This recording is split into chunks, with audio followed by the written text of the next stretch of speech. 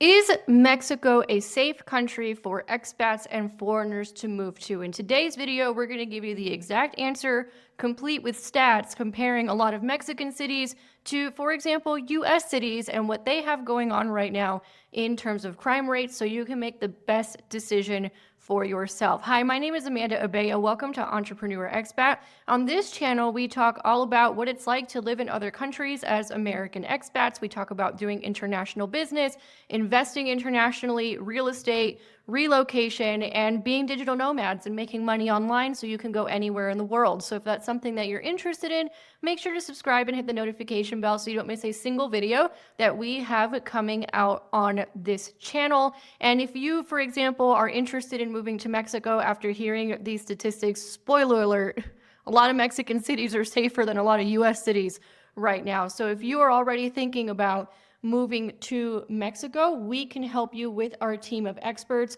We have experts in real estate, immigration, investing in businesses, and everything in between.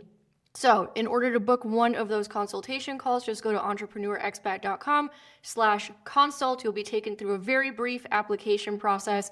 And if you qualify to work with us, then you are going to be offered a free consultation. If you're not quite there yet in terms of needing all that support, you will still get the opportunity to pick our brains so that we can answer any quick questions that you may have. And then we can send you to the specific expert that you need. All these experts have been vetted personally by us. Okay, and then the next part is for those of you who've been asking about, Amanda and Justin, how do I run an online business? How did you guys do it? How did you guys run online businesses before even moving to Mexico? We have two places for you to get started. The first is Get Your First High-Paying Client Online Bootcamp. It'll walk you through the basics of what you need in order to create a product that you can sell online and how to actually start selling that product within 4 weeks. And the second place is our YouTube Mastery Workshop, which teaches you how we use YouTube in order to generate business for ourselves and our multiple businesses. So for example, this YouTube channel is starting to generate relocation consultation applications every single day. It also gets sales directly from the description. So we teach you exactly how to use YouTube in order to bring business to yourself so you can work online and work anywhere in the world. So all the information for all that stuff is going to be in the description for those of you who've been asking. And now without further ado, let's get into it. Is Mexico safe? So we actually answered this question in explicit detail, complete with charts and graphs and everything in a recent video, but we figured it merited its own separate video because a lot of people actually search for this and a lot of people are very concerned about this with good reason, because a lot of the media, particularly in the West, shows Mexico as a, crazy, lawless country where there are insane amounts of violence and all that kind of stuff. So we figured this merited its own shorter video where we just answer this one specific question. So without further ado, we're going to get into that exact piece of the video that we recently did, complete with graphs, stats, comparing different cities to each other, comparing the types of violence and crime that may exist. And I already said the spoiler alert. However, some of these statistics may actually shock you. So let's jump into the number one thing that we hear that's a myth about Mexico, which is that Mexico is extremely dangerous. Now, as any place in the world is, there are parts of Mexico that are dangerous, and you typically, especially here, you know what those places are. It's not like you're in Santa Monica and you're walking on the pier and you get hit in the face with a beer bottle thrown by some mentally ill homeless person. That's happened to people that I know, not to mention in San Francisco and in plenty of other places where one block, you're totally safe and you've got $10,000 a month, high-rise apartments, and then the next block is just absolute pure and utter chaos. There are definitely some areas in Mexico where there's violence, there are certain gang activities that you don't want to be in those areas. Typically, they're not in the tourist areas. There are places like some parts of Sinaloa, some parts in the south of Mexico where if you're not, let's say, with a tour where everybody kind of knows where they're going, You might not want to go in certain areas like that. But outside of that, like in most of the major cities, Guadalajara is very safe. Mexico City is very safe if you're not in like a dangerous neighborhood. And most of the places that expats are going to are not going to be those neighborhoods that are going to be unsafe. In fact, we found some statistics that we're going to go through right now with you guys, and we'll try and put the graphs on the screen as well, that show that Americans are actually safer in Mexico than they are in the United States. So let's go through some of this. So this is according to the FBI crime statistics, 4.8 Americans per 100,000 are unalived in the United States. That's per the 2010 numbers. Those are the most recent ones that we can find. And the U.S. State Department reports that only 120 Americans out of this 5.7 million who visit Mexico in that same time period, so within a year time period, are unalived, which is a rate of 2.1 out of every 100,000 visitors. It's actually half of the rate in the United States. Now, what happens in Mexico is you're not always clear whether or not these people, these Americans who ran into problems in Mexico, were involved in things they should not have been involved in, because that is usually the case. Whereas in the United States, it's totally random, as you were bringing up. Now, the other thing to keep in mind is when you're in tourist destinations or places where there's a lot of expats and foreigners, the numbers decrease even more, right? And when you compare it to where there's lots of tourists in the United States, the numbers are going to shock you. This one I was like, really? When I read this one. So let's take Disney World. Let's take Orlando, which is the home of Disney World. So in that same time period, so about a year time period, Orlando saw 7.5 unalive activities, let's put it that way, per 100,000. YouTube is a little bit strict on what we can and can't say, so. Per 100,000 residents. Now, if you go to Cancun or Puerto Vallarta, that number goes down to 1.83 or 5.9 respectively. And this is Americans, and again, right, it depends. Like a lot of times they were involved in things they should not have been involved in, whereas in the United States, totally random. You could totally be at the wrong place at the wrong time. And you also have to take into consideration the type of crime that happens in each of these countries, because that does add nuance to the situation. In Mexico, as if we've mentioned, it's usually targeted, it's usually to isolated areas. It most definitely does not involve foreigners or expats or anywhere where you're going to be hanging out, because they tend to keep those places very clean and with a lot of security, because there's a lot of money in those places. So nowhere that you're going to be hanging out, you need to worry about it. Whereas in the United States, it's completely random. Just 2 weeks ago, we had a situation in a major university in the United States where people were just going to go take their classes, and here comes a guy with a weapon, and y'all know what happens in the United States with that. You could be doing groceries. You could be at the movie theater. At the movie theater. You could be at a mall. You could be anywhere. You literally do not hear about those types of events occurring here. Like, it's not a thing.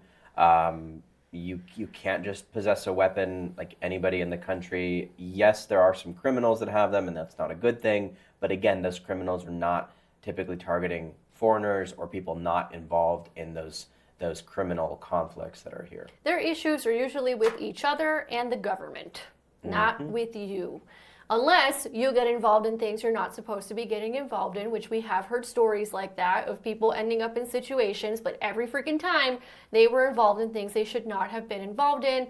And unfortunately, you do have a sector of, tourism or expats or foreigners that go to other countries and partake in a bunch of fuck shit, for lack of a better word, and then wonder why they're getting in trouble. The other thing to keep in mind, right, is that I just can't say the word, right? So I'm going to say it anyway. The homicide rates in Mexico have actually been declining since 2016, and in the United States, they've been going up since since the same time period. And if you look at the rates by location, yes, there are certain instances where violence happens, but if you look at overall, the homicide rate per 100,000 people in terms of Americans in Mexico is 0.3. And if you look at even the total homicide rates of different cities, a lot of them are actually significantly lower than many cities in the US. For example, Guadalajara, where we live, the rate is 17.1, but the overall rate in the country that involves Americans is 0.3. So a lot of those people, whether you're in Guadalajara, you're in Mexico City, a lot of the people that are getting involved in those having those issues are again associated with that criminal activity. If we look at the major cities, so Guadalajara was 17.1 in Mexico, Puerto Vallarta is 8.8. Mexico City is 8.6, Cabo is 3.7, and Merida, which is one of the safest cities in the country, was only 1.5. Merida is one of the safest cities in all of Actually, in the world, yeah, definitely in the Western Hemisphere. Versus, if we look at those homicide rates by location, sorry, YouTube, we have to share the information. So if we get, banned on this video, oh well. But if we look at even Philadelphia, Pennsylvania, the rate per 100,000 people is 33. DC, 29.3. Chicago, 22.8. We're going to put these up on the screen for them here. Houston, 19. Phoenix, Arizona. So even just looking here, Guadalajara, which ranks as, again, overall, and this is including people that are involved with criminal activity. Overall, Guadalajara, which technically is one of the most dangerous cities in this chart. Which people love to tell us that in the comments. Which is really funny because we haven't seen anything like that. And the only times that I've heard of instances like that were in certain neighborhoods where, again, like parts of these rivaling factions lived, and they were going specifically to target a person and take that person out. And they were not targeting tourists or the general public or anything like that. Not to mention, you do not see anything about terrorist events or anything here like you do so much in the US and Canada. It doesn't happen. Or Europe. US, or Canada, Europe. And Europe, just in the last 6 months, all had terrorist attacks. And that might be a whole other video. Yeah, that's a whole other video. But compare Guadalajara, which is considered, by what people tell us in the comments, one of the most dangerous cities in Guadalajara. And we oftentimes have to tell people, okay, well, number one, if you're American, they're probably not touching you unless you are involved in things you shouldn't be involved in. And number two, we're coming from cities that are more dangerous than what is going on in Guadalajara. Yep. So if Philadelphia is almost double the rate of Guadalajara, and these cities didn't even include small areas like, for example, Memphis, Tennessee, that have even higher rates. So you have to take that stuff into consideration, because I think a lot of people get confused because of the media, like, oh, Mexico is so dangerous. And I'm like, but do you see what's going on in US cities? Because it's worse than what's going on here. And again, it's different kinds of crime. And most people just don't go look at the numbers. They just take whatever the media tells them and they run with it. So exactly. And so even just looking at that number there, you look at the 19 per 100,000 in Houston compared to the most dangerous city here, one of the most dangerous cities, at least that we're looking at on the list that tourists go to. And Houston actually is worse by almost 2 per 100,000 compared to Guadalajara. Now, yes, you start to get safer cities. Phoenix, Arizona is about 13.5. But that's still more dangerous than Puerto Vallarta and Mexico City, almost combined. Then down to LA. I mean, I've lived in LA, and there's parts that are safe. There's parts that are really unsafe. That's 10.2. New York City, I'm actually kind of surprised because there's a lot of violent crime. But in terms of the homicide rate there, it's 5.3, which is still more dangerous than Merida as a city, Cabo, and close to Mexico City.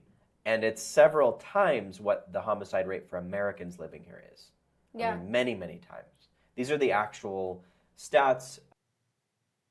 All right, guys, so there you have it. It turns out Mexico is actually safer for Americans than the United States is for Americans. And like we said, we told you some of these statistics might be a bit shocking once you actually start looking at the numbers. If you guys like this video, go ahead and give it a like. It helps us with the algorithm and getting this in front of more people.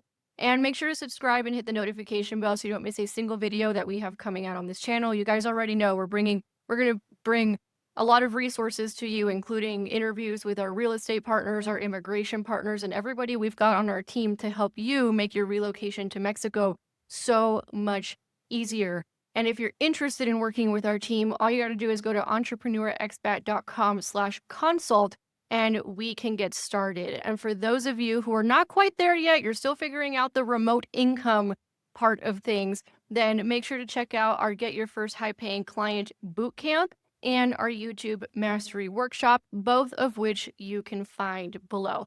Thanks so much for giving us your time today, and we'll catch you on the next one.